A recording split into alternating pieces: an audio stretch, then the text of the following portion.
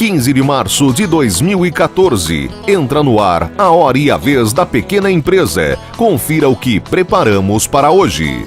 Vamos dar mais dicas sobre o preenchimento do Imposto de Renda Pessoa Física. Você não pode perder. Visitamos uma pequena empresa de Guarulhos que produz máquinas industriais que embalam diferentes produtos.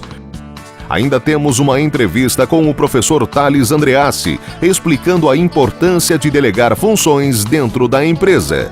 E em nossa sala de visitas, o presidente do SIMP, Joseph Cury, recebe o jornalista e economista Cláudio Gradiloni. Estamos chegando!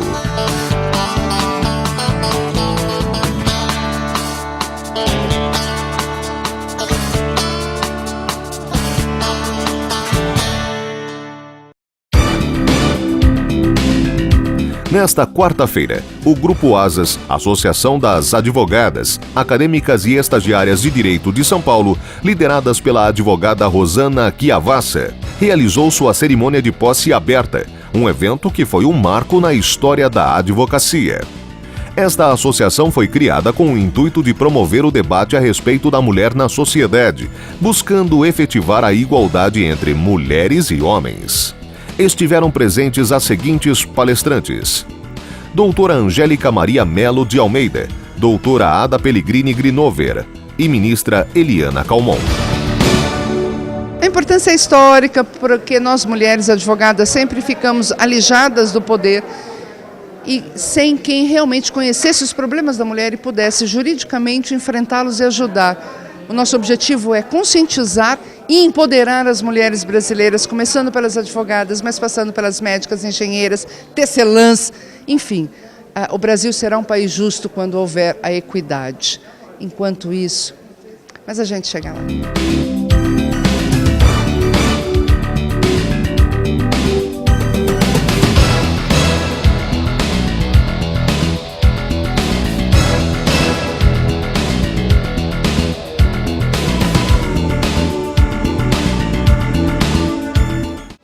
Em Guarulhos, uma fábrica produz máquinas industriais que embalam diferentes produtos. A fábrica ocupa uma área de 1.000 metros quadrados e conta com estrutura moderna.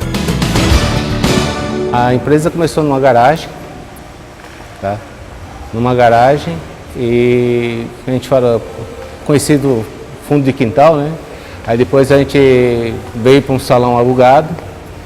Aí sim, com o tempo a gente foi adquirindo, foi vendendo, né? Os clientes foram vindo com o conhecimento nosso. Aí começou a vir os clientes e a gente comprou o primeiro galpão, que foi esse do lado aqui. E esse daqui já é o terceiro galpão, né? A gente construiu o segundo, esse é o terceiro já. Nós temos máquinas em diversos setores, né? Então tem parafusos, tem tomadas, interruptores, tem puxadores de móveis. E na verdade é o seguinte, a gente faz, depende da necessidade do cliente. Ou seja, o cliente pediu, a gente projeta de acordo com ele. São fabricados 6 modelos de equipamentos para embalar itens de diferentes tamanhos. Os equipamentos maiores, usados por indústrias de material elétrico, são os mais procurados. Os parafusos ficam em cima do recipiente vibratório e vai descendo, fazendo uma fileira na calha, que vai fazendo a contagem automática, 2 ou 4 peças. Daí vai até 70 saquinhos por minuto com 4 peças, 2 peças, depende do que o cliente queira.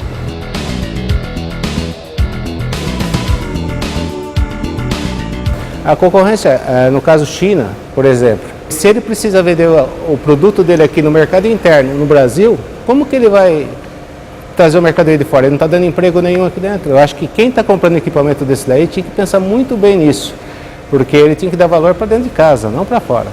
Dar emprego lá fora.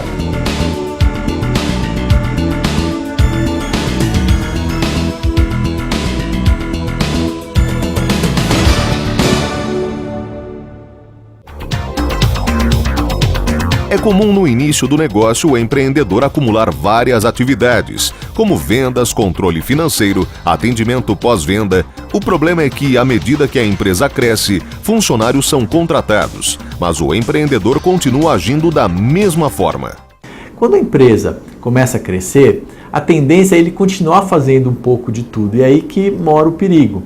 porque ele começa a se distanciar da parte estratégica, que vai ser fundamental nesse crescimento do negócio, e fica se preocupando com coisas mais operacionais, que poderiam ser feitas facilmente por outras pessoas. No entanto, para delegar, o empresário precisa tomar alguns cuidados para não se frustrar mais tarde. Eu acho que o primeiro cuidado, e um dos principais, é saber para quem que ele vai delegar, né? Então, esse funcionário que vai receber essa tarefa, ele foi treinado para isso, né? Primeiro de tudo, ele tem competência para isso, né? Quer dizer, ele realmente tem as qualificações necessárias para assumir essa tarefa. Isso é fundamental. Uma vez que ele tem essas qualificações, é muito importante que o empreendedor acompanhe esse processo. Ele não pode jogar tudo nas costas do funcionário e não querer mais saber. Não é assim. Feito isso, o próximo passo é oferecer treinamento e então começar a delegar aos poucos as tarefas. Uma dica importante é ele fazer uma delegação gradual, ou seja, não colocar todas as atividades na mão desse funcionário, porque é muita coisa nova para esse funcionário aprender. Então ele vai passando algumas coisas, né? E a partir do momento que ele vai recebendo, vai percebendo a capacidade desse funcionário, ele vai aumentando a complexidade dessas tarefas ou vai diminuindo, né? Mas o importante é que seja uma delegação gradual e, muito importante, uma delegação com acompanhamento, né? Com feedback, falando, olha, você fez isso corretamente, você fez isso de forma errada, você precisa melhorar aqui ou ali.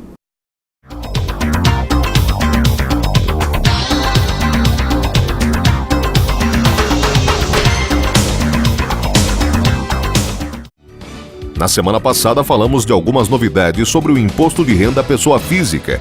A entrega da declaração já começou e hoje vamos dar algumas dicas de preenchimento correto do seu imposto de renda. Primeiramente, se vai ou não ter dependente. Se vai ter dependente, não esquecer no campo de recebimentos de pessoa física ou jurídica, colocar também a remuneração que o dependente recebe. Se o dependente tiver uma poupança, por exemplo, ou uma aplicação financeira em seu próprio nome, aonde declarar? Declara-se na ficha de bens e direitos, junto com os bens e direitos do titular declarante. Outra informação importante é com relação à forma de declarar os bens e direitos. Bom, todos os bens e direitos, e aí a gente pode relacionar carros, propriedades, terrenos, aplicações financeiras, o saldo bancário que se tem no banco, independente do valor, tudo isso deve ser composto e deve ser declarado na ficha de bens e direitos.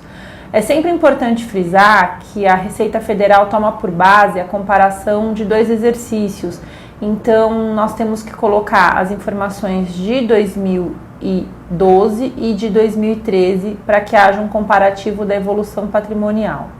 Já na parte de dívidas e ônus, o que o contribuinte declara? Declara a conta corrente negativa no banco, declara a parte de empréstimo que ele possui, financiamento bancário, financiamento de um automóvel, um leasing. Essas operações devem também ser declaradas no imposto de renda para que não haja um acréscimo patrimonial muito grande que não seja suportado pela renda do contribuinte ao longo do exercício.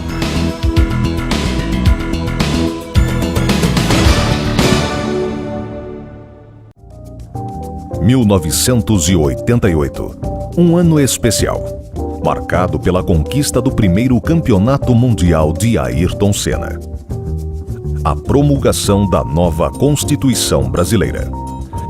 1988 também marcou a criação do SIMP, a voz das micro e pequenas indústrias. Venha você também fazer parte desta história.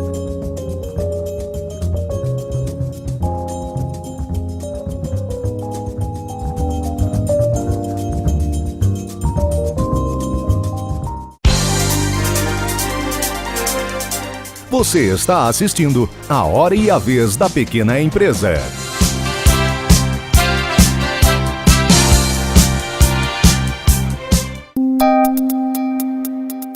Entrevista da semana.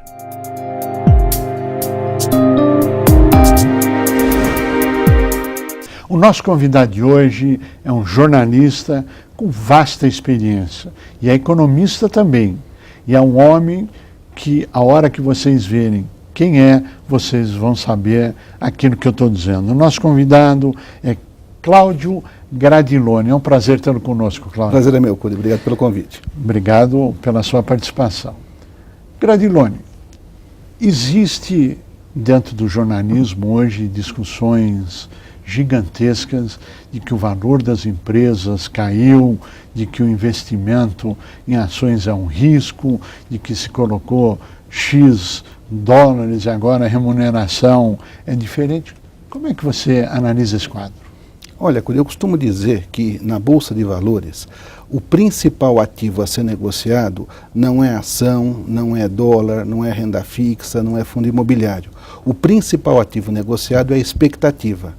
Aquilo que uma ação, uma empresa está valendo num determinado momento, nada mais é do que a soma das expectativas dos investidores, que podem ser positivas ou negativas, com relação a essa empresa, a esse setor, né, onde essa empresa trabalha, e, em última análise, é o país onde ela está. Nesse exato momento, a gente está falando agora no comecinho de março, a Bolsa vem apanhando bastante. A queda da Bolsa já supera 12% no começo do ano, em pouco mais do que 2 meses. O que isso quer dizer? Isso quer dizer que as expectativas dos investidores, tanto brasileiros quanto internacionais, com relação ao resultado das empresas brasileiras, é uma expectativa muito ruim. Agora, qual o risco que isso apresenta na prática para o país a nível de novos investimentos produtivos? Olha, eu costumo dizer o seguinte, o investidor é um sujeito bastante exigente. Ele quer lucro, de preferência muito e não pouco. Claro. Ele quer lucro de preferência logo e não demorado. Ele quer lucro de preferência seguro e não arriscado. Então o investidor é um cara que quer lucro logo, muito e seguro, garantido sem nenhum problema. Claro que isso é impossível. Só que o investidor, ele é um sujeito que tende a ser racional, deveria ser, nem sempre é, mas deveria ser. Então ele até topa ter um lucro não tão grande, desde que seja um lucro previsível. Ele até topa ter um lucro não tão logo, desde que seja um lucro seguro, garantido com regra clara. Qual é o grande problema que nós estamos enfrentando hoje? Vamos pegar um setor específico que é o setor elétrico. No início de 2013, houve uma profunda mudança de regras da forma como esse setor atua. O governo mudou a forma de renovação das concessões. E a gente não pode esquecer que o setor elétrico, usinas hidrelétricas, usinas termoelétricas, é um setor muito intensivo em capital. Custa muito caro construir uma usina hidrelétrica. Você demora 30 anos para pagar uma usina hidrelétrica.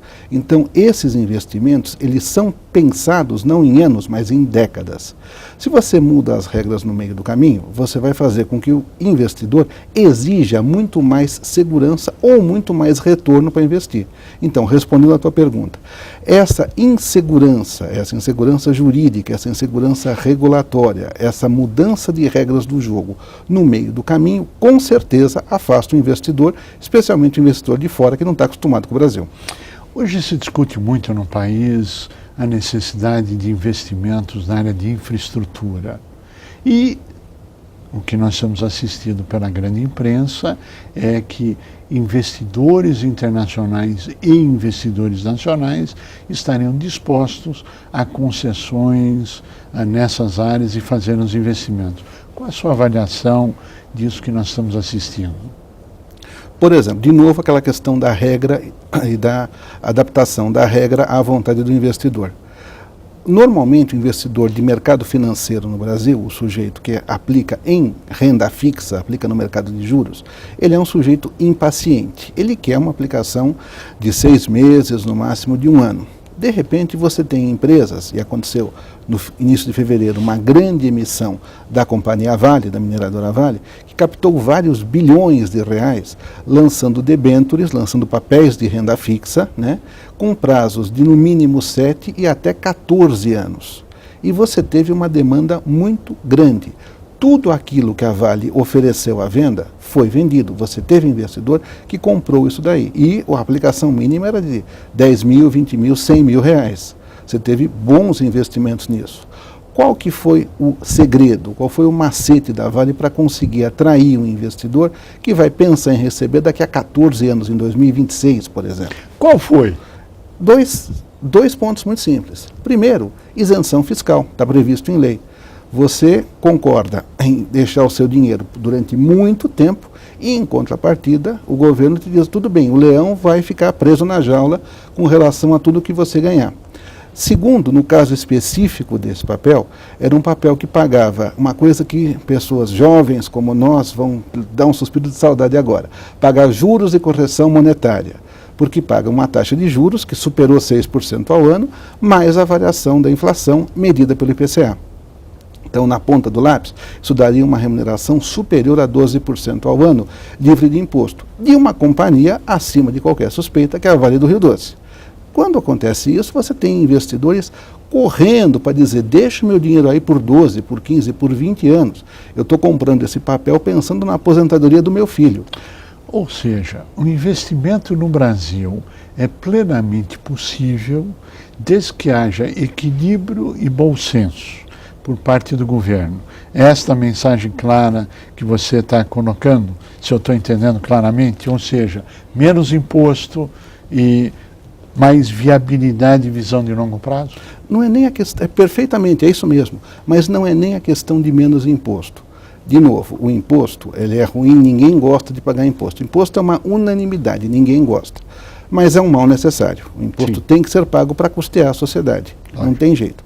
Só que aí que está o negócio. Se for uma coisa previsível, se for uma coisa calculável, o investidor não tem problema em pagar imposto.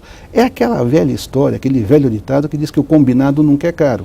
A Vale combinou o jogo e não foi caro. Agora, vamos falar um pouquinho do nosso foco aqui, porque nós já falamos do Brasil, claro que tudo isso afeta a micro e pequena empresa. Claro. Se não tiver energia, não tem produção, não tem micro e pequena empresa. Mercado interno, juros e acesso a crédito. Qual a sua análise para 2014 para o pequeno tomador, para a micro e pequena empresa? Nós temos dois vetores aí que são, de certa forma, contraditórios. Por um lado, no geral, no atacado, por assim dizer, os bancos estão bastante mais cautelosos. Por quê? Porque bancos emprestaram muito dinheiro em 2010, 2011 e um pouco em 2012, especialmente para financiamentos como financiamentos da compra de veículos, e perderam muito dinheiro.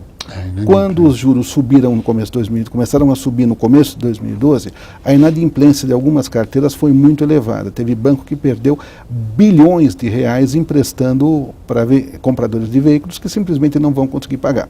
Então, nesse aspecto, os bancos estão mais cautelosos, eles estão emprestando menos no atacado. Mais seletivos. E exatamente esse é o segundo ponto. No varejo, e isso é uma notícia bastante positiva para o teu público, né? Os bancos estão com olhos muito animados para a pequena e média empresa. Por quê? Porque o banco percebe o seguinte, que o pequeno empresário, o microempresário, até o médio empresário, aquele que tem uma companhia que fatura 30, 40, 50 milhões por ano, esse sujeito, ele tem muita aversão a crédito. Ele toma o mínimo possível de dinheiro. Por quê? Porque o juro é muito alto. Obviamente o juro é muito alto, a conta não fecha, não dá para você pagar encargo trabalhista, folha e mais os juros de um financiamento muito caro bancário. Só que os bancos estão percebendo que esse cidadão, ele tem maior potencial de tomar crédito e pagar o que lhe deve do que, por exemplo, a pessoa física que já chegou, na média, no limite do endividamento. Então, respondendo a tua pergunta, no atacado os bancos estão mais cautelosos, no varejo os bancos estão muito mais interessados na pequena e média empresa. E o custo do dinheiro? Vai continuar subindo. Vai subir devagar. A grande discussão no mercado financeiro é se a alta de juros, que parou atualmente nos 10,75% ao ano, se vai parar por aí ou se vai chegar a 11%. Tem um ou outro analista que espera que chegue a 11,25%, mas isso é pouco provável, eu acho. O dinheiro deve ficar caro, deve continuar caro, como já está. Por quê? Porque o juro subiu e porque o banco está mais seletivo. Agora, olhando para o mercado interno, nós estamos assistindo cada vez mais o aumento das importações. Nós estamos assistindo cada vez mais o aumento do déficit na balança de pagamentos. Qual a sua visão? Isso deve parar por aí? Esse déficit aumenta, esse déficit diminui? Qual a sua análise? Olha, esse déficit vem pressionando a taxa de câmbio, que já está num nível estruturalmente mais alto do que estava, digamos, um ano atrás. O dólar hoje está oscilando entre 2,35, 2,40, 2,45, dependendo do bom ou do mau humor do dia, dependendo de onde estourou alguma bomba em algum lugar do mundo naquele dia. É verdade. Só essa elevação do câmbio já é um desestímulo à importação. O produto importado de consumo está mais caro.